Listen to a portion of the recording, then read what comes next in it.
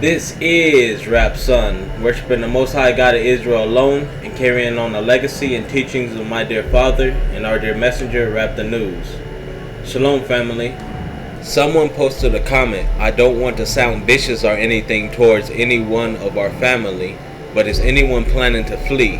How can we continue to sit here and glorify the Most High in the comments, but put no action into what is required of us from Him? For those of us who are able, we should be coming together to create a place for our family. Those who are able and not able, as long as they obey the Most High, are we ever going to pursue this requirement of the Most High?" And then it's a valid question. To show that you have heard the Most High, you need to actually do as you are commanded. And then some people are struggling, like they want to get out, but they're struggling doing it on their own.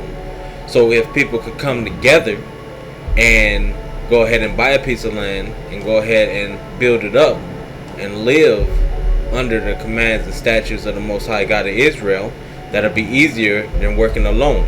Now, if the Most High blesses us financially, it's something that I personally wanted to do for our people. But our people need to have the right mindset. They need to be prepared to submit to authority in accordance with the laws of the Most High God of Israel.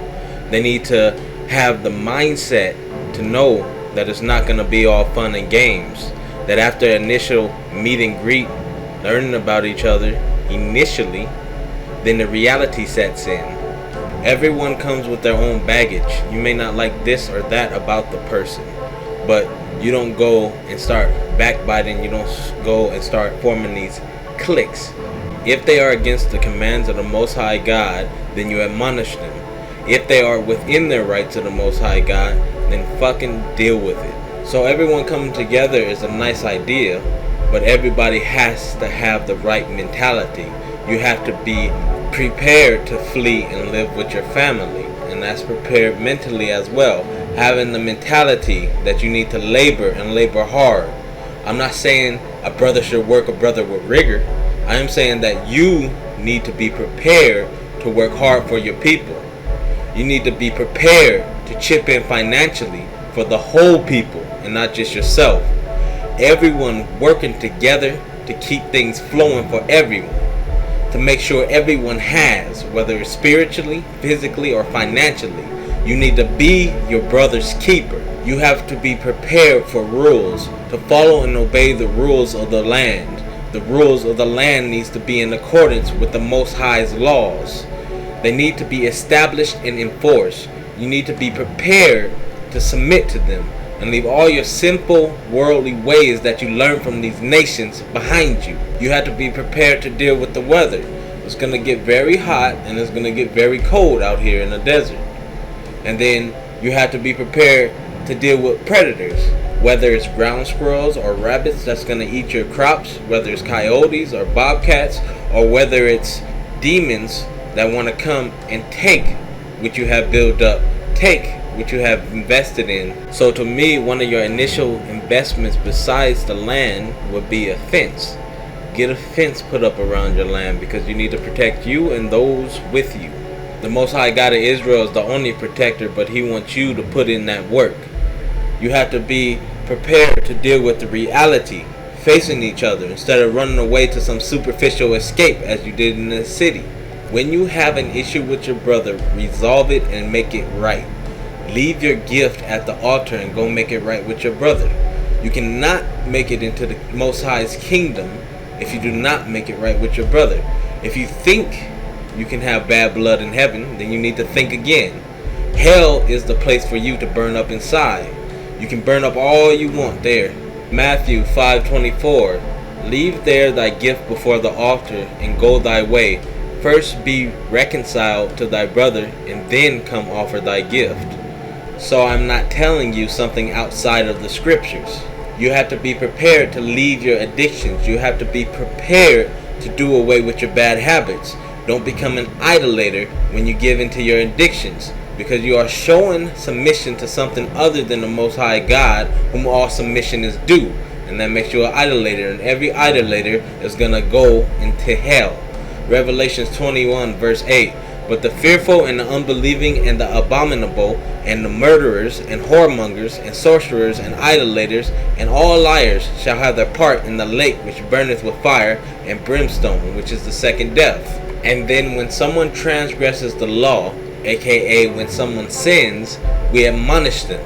We don't, oh, you don't win against the Most High, now get the fuck out. No, you try to admonish them, get the sheep back on the straight path. Now if they continue on in their wrongdoing and they don't desist, they do away with the admonishment, they don't want to hear it, then you gotta go. You gotta be expelled. The leader is correct in expelling you. Now if it's some type of sexual immorality, you committing fornication, you committing adultery, then you need to get out right away, because chances are you and that person is still there. You're gonna continue to do that, or you're going to try to invite somebody else into that. You just need to go. You should know that that is not acceptable. If you want to do the hanky-panky, then you need to get married under the Most High God. But that should not be the basis of your marriage, because then you're going to fail. Don't marry somebody based off of lust and hormones and looks. Base it off of their belief and their willingness to submit to the Most High God of Israel. Sex and looks get old fast. And if that was your basis, that's the end of your relationship. Now, again, when someone transgresses the law, aka when someone sins, we admonish them. Ezekiel 33:8. When I say unto the wicked, O wicked man, thou shalt surely die. If thou does not speak to warn the wicked from his way, that wicked man shall die in his iniquity. But his blood will I require at thine hand. So you're accountable for if you did not do your duty and admonish the wicked. Admonish your brother when he went astray. And then those being admonished need to heed the admonishment. Proverbs 19 verse 27. Stop listening to instruction, my son, and you will stray from the words of knowledge. So you have to listen to the admonishment, which is the instruction. The Most High God sent you a book of instruction, and you need to go by it. Heed his commands. You should heed it and not have ill blood toward your brother or your sister for correcting you. Not forming a rebellious group or clique to speak bad about your brother or sister behind their back, to backbite them. Because one of the things that the Most High God hates is he that sows discord among his brethren. Proverbs 6 verse 16 through 19. These 6 things doth the Lord hate, yea, 7 are an abomination unto him: a proud look, a lying tongue, and hands that shed innocent blood, and heart that devises wicked imaginations, feet that are swift in running to mischief, a false witness that speaketh lies, and he that soweth discord among brethren. So when admonished, often people either want to do 2 things. They want to lash out and fight in the defense, or they want to run away. You need to sit there and face yourself and correct your transgression, and not running away to try to escape accountability for your actions.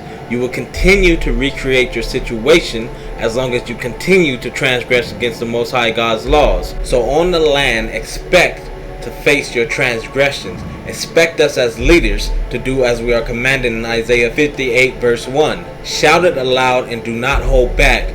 Raise your voice like a trumpet. Declare to my people their rebellion, and to the descendants of Jacob their sins. Your shepherds are there to lead you, and you are there to follow. You can take the mindset, as many do, because you're stiff-necked people. Oh, he's not my shepherd. Is he telling you what is right?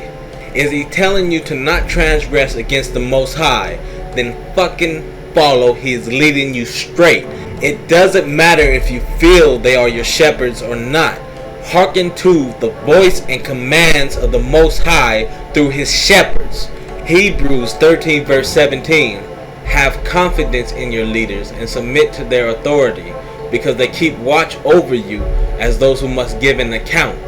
Do this so that their work will be a joy, not a burden, for that will be of no benefit to you. Stop making it difficult for your leaders. Oh, they're making it difficult on me. Good. You need to change from your wicked ways. We need to edify and build each other up. We need to stop being so quick to tear each other down. And that's what most do instead of making it right with their brother, instead of forgiving. 1 Thessalonians 5:11. Wherefore comfort yourselves together and edify one another, even as also ye do. Once you know the truth and you still transgress, there is no forgiveness for you. until you desist, you hypocrite. Hebrews 10:26. For if we sin willfully, after that we have received the knowledge of truth, there remaineth no more sacrifice for sin. So coming together and fleeing, and coming together on the land as family under the Most High God of Israel, it is a good and nice idea, but everybody has to come with the right mentality. Come looking to give 100% or don't come at all. This is Rap Son.